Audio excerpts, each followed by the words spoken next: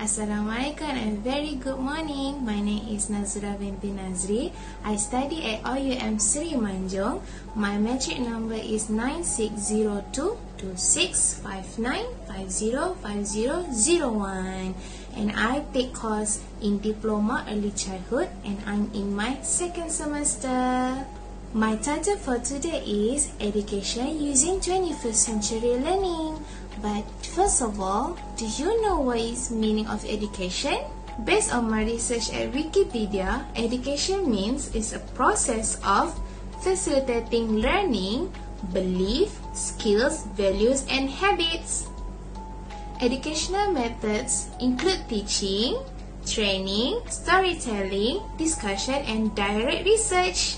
Now I will elaborate more on the methods. Number 1 is teaching. Teaching is what things that we use to teach our children so that it will be fun and effective. For training is when the teacher or educator go for training to improve their knowledge so that they can give the best to their students. Next is storytelling. Storytelling is the oldest form of teaching. It born in early human community, giving the children the best to the biggest question of creation, life and the afterlife. Stories define us, shape us, control us, and make us. Not every human culture in the world is literate, but every single culture tells stories. Stories create magic and sense of wonder at the world. Stories teach us about life, about ourselves, and about others. Storytelling is a unique way for kids to develop their understanding, respect, appreciate for other culture, and can also promote positive attitude to people from different lands and religions. Also, educational methods is using discussion. Discussion is very important because it's a good way for us to know and learn something new. Lastly is direct research. Direct research is based on when some of the syllabus are not in the school or in the classroom. So, this method can lead kids to do some research and make them learn new things and educate themselves.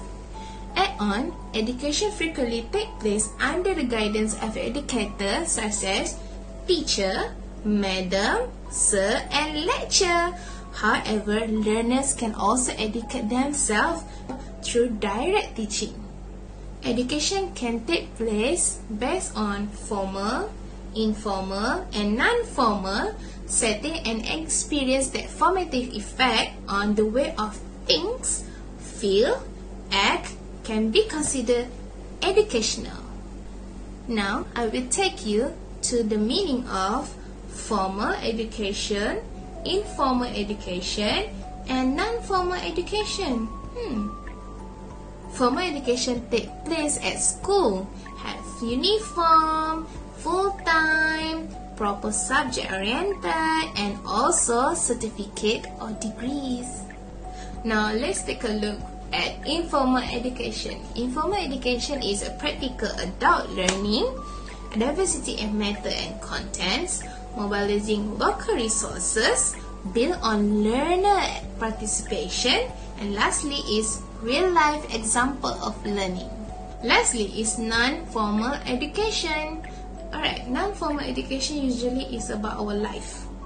Okay, it takes a long process and we have to learn it from experience, work, home, and environment. Now that you know what is the meaning of education that I tell you before, what are the related on 21st century learning and education? Before that, let's take a look on this picture.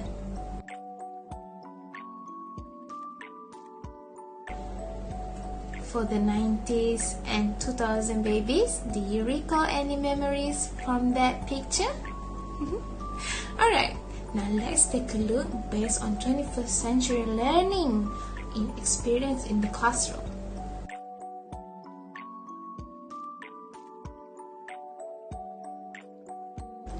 Spot any different? Yes, good job. What do you see?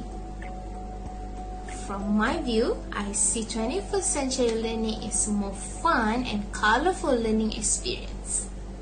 21st century learning are 12 abilities that today's students need to be success in their career during information age. But today, I will only tell you 4. What is it? 4 C's. The 4 C's are critical thinking, communication, collaboration, and creativity. But how of these skills affect the teaching practice and student learning, and how technology play a role in these skills? Let's step back to 2002. The Partnership for 21st Century Skills, a coalition between business community, education leaders, and policymakers, create a framework for 21st century learners. Now, let's take a look from the video. This framework presents a holistic view of 21st century teaching and learning. Within the context of core knowledge instruction, students must learn the 4 C's. These competencies are essential skills for students to thrive in work and in life. Let's take a closer look at how digital tools can help foster these skills in students.